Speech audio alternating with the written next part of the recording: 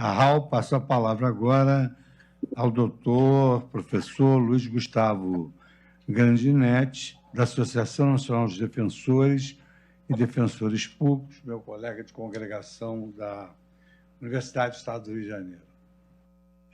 Excelentíssimo ministro Luiz Fux, cumprimento Vossa Excelência pela iniciativa de realizar essa audiência pública em tema de tão elevada envergadura para o direito processual penal.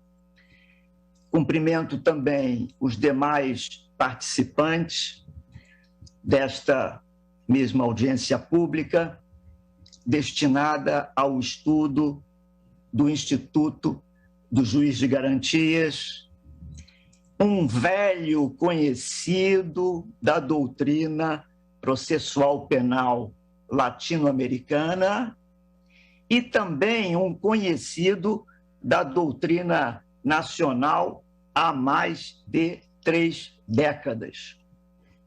O seu estudo teve início na década de 60 do século passado, quando o professor Zamora e Castilho, presidente do Instituto Ibero-Americano de Direito Processual, constituiu uma comissão de notáveis professores de processo penal para a elaboração de um código modelo para toda a América Latina, comissão que tinha 2 membros brasileiros, professor Frederico Marques e professora Ada Pellegrini Grinover. Depois de mais de 2 décadas de trabalho, de pesquisa, de eventos científicos em várias capitais da América Latina, a comissão apresentou o resultado, o novo Código Modelo para a América Latina, num congresso, senhor ministro, no Rio de Janeiro, em 1988, e justamente a nossa querida e saudosa professora Ada Pellegrini Grinover foi uma das oradoras que o apresentou para a comunidade científica brasileira. Esse código continha, no artigo 258, o germe do Instituto do Juiz de Garantias. Apresentava um modelo de juiz que tinha muitas das funções que o atual artigo 3º da lei em exame tem.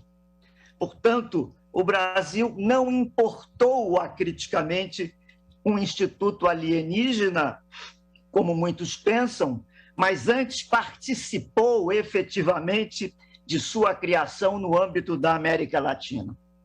O Instituto tem, e me perdoe a brincadeira, ministro, tem uma certidão de nascimento brasileira e, além disso, carioca, porque nasceu no Rio de Janeiro, no Hotel Glória, no evento a que eu me referi.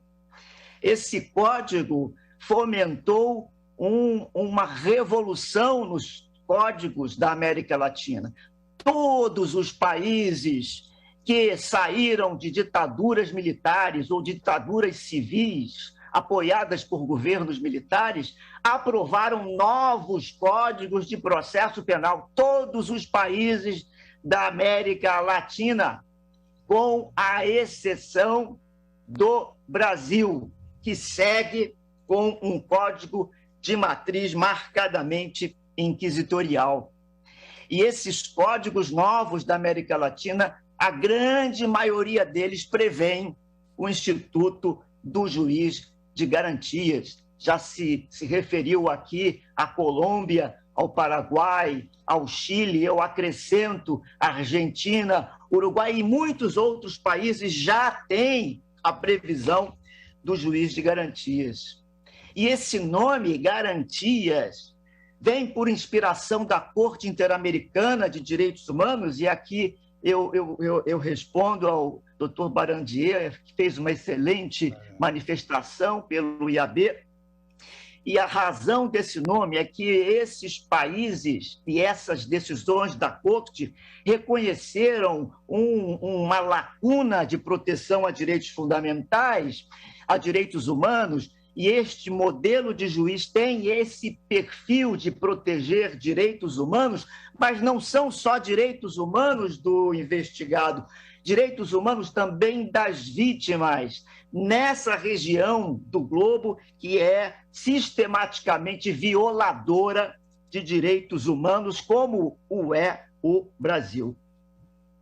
Mas não foi a Lei 13.964 que teve a primazia de tratar desse instituto. A primazia coube ao projeto de Lei 159 de 2009, referido agora há pouco pela professora Flávia, que foi o primeiro texto em que surgiu a expressão juiz de garantias. Convém assinalar que esse projeto de lei foi amplamente debatido nas universidades e nas instituições do Poder Judiciário, Ministério Público, Defensoria Pública, OAB, inclusive, senhor ministro, foi debatido pela AMB, que criou uma comissão específica para apresentar sugestões, comissão da qual eu tive a honra de integrar e de participar. Esta comissão não encontrou nenhuma inconstitucionalidade na instituição do juiz de garantias, como também não encontrou o CNJ quando estudou por dois momentos diferentes o Instituto. Primeiramente, em 2010, por meio da nota técnica número 10 de 2010, não encontrou nenhum vício de constitucionalidade. E o fez de novo em 2020, em junho de 2020, quando o CNJ aprovou um documento intitulado A Implantação do Juiz de Garantias no Poder Judiciário Brasileiro. E para fazer esse documento, o CNJ recebeu contribuição de 27 tribunais e diversas outras instituições. E também hoje ficou claro que as instituições da magistratura que aqui se posicionaram não encontraram nenhuma inconstitucionalidade. O Conselho da Justiça Federal, o Tribunal Regional Federal da Segunda Região, que teve o orador, doutor Marcelo Araújo, uma brilhante exposição, não encontrou qualquer inconstitucionalidade. O mesmo fez o TRF3, o TRF5, o Tribunal de Justiça do Ceará, o Tribunal de Justiça da Bahia, nenhum deles apontou qualquer inconstitucionalidade. De outra banda, o Tribunal de Justiça de São Paulo, do Rio Grande do Sul, apontou uma inconveniência que diz respeito aos custos da implantação deste instituto.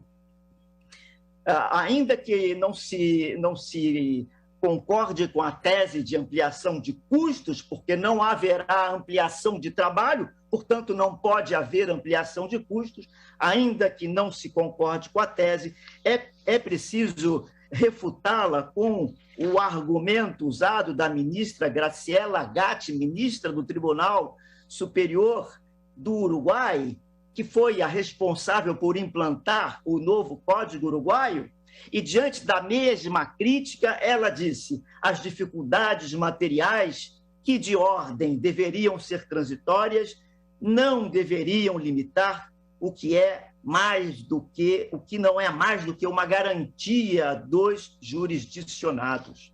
Portanto, essas críticas que foram feitas, todas devem ceder o passo para a aprovação de um instituto que proteja direitos fundamentais. As demais críticas aqui formuladas, como, por exemplo, a da Fonavid, de que o juiz de garantias não teria preparo para atuar em processos de violência doméstica, se responde, eu repito aqui, com a capacitação. Todos esses países capacitaram seus magistrados, até porque o juiz de garantias tem a função de garantir também direitos humanos das vítimas.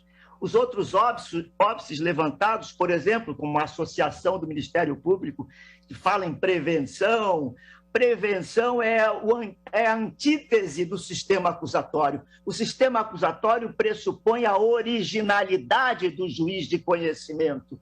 E a outro óbice levantado pela mesma instituição da verdade real é outro princípio porque não tem mais, perdeu inteiramente a sua atualidade, está desatualizado. O processo penal democrático não está assentado em torno do princípio da verdade real. De modo, senhor ministro, que conclua a minha fala dizendo que o Instituto é plenamente constitucional, como se manifestou o Conselho Nacional de Justiça, protege direitos humanos, garante a ampla defesa e o devido processo legal. Muito obrigado, ministro, pela atenção. Muito obrigado, doutor Grandinetti.